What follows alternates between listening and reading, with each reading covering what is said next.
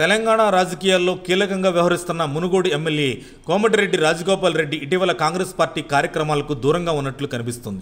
ఇది ఆయనకు హామీ ఇచ్చిన మంత్రి పదవి ఇప్పటికే ఇవ్వకపోవడమే కారణమా అన్న చర్చ రాజకీయ వర్గాల్లో జోరుగా సాగుతుంది. 2023లో మళ్లీ కాంగ్రెస్లో చేరిన సమయంలో హైకమాండ్ మంత్రి పదవి ఇస్తామని వాగ్దానం చేసిందట. కానీ పార్టీ అధికారంలోకి వచ్చి ఏడాదిన్నర గడిచినా ఆయనకు ఆ పదవి భాగ్యం కలగలేదు.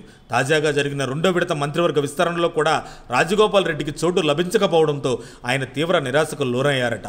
అందుకే పార్టీ సమావేశాలకైనా ప్రభుత్వ కార్యక్రమాలకైనా ఆయన దూరంగా ఉంటున్నారని అనుమానాలు వెల్లువిరుస్తున్నాయి.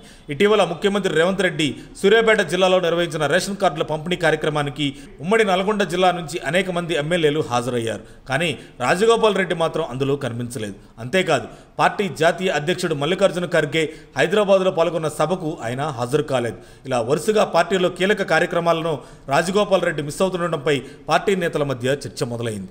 రాజగోపాల్ రెడ్డి తన నియోజకవర్గానికి మాత్రమే పరిమితమై ఇతర మంత్రులకు ఆహ్వానం ఇవ్వకపోవడమే కాకుండా వారు వస్తే స్వాగతించడానికి సిద్ధంగా లేరట. పార్టీకి దూరంగా ఉన్న నియోజకవర్గ అభివృద్ధిపై మాత్రం సీరియస్గా ఉంటూ అధికారులతో సమీక్షలు నిర్వహిస్తున్నారట. నేనే రాజు నేనే మంత్రి అన్నట్లుగా ఆయన వ్యవహరించడం గమనార్హం. ప్రస్తుతం జరుగుతున్న ఈ పరిణామాల నేపథ్యంలో రాజగోపాల్ రెడ్డి తన స్ట్రాటజీపై స్పష్టతకు వస్తున్నట్లు తెలుస్తుంది. స్థానిక సంస్థల ఎన్నికల వరకు సైలెంట్గా ఉంటూ తన నియోజకవర్గాన్ని చూసుకుంటూ అధిష్టానానికి గడువు ఇస్తున్నారట.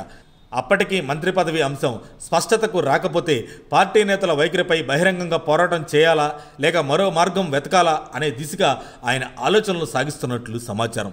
కొనసాగుతున్న ఈ అస్తిత్వ పోరాటం కాంగ్రెస్కు ఎంతవరకు ఒరిగే విషయం అనేది సమయం చెబుతుంది. కానీ కోమటిరెడ్డి రాజగోపాల్ రెడ్డి మాత్రం తన నిర్ణయాలను బాగా లెక్క వేసుకుంటూ ముందుకు వెళుతున్నారు.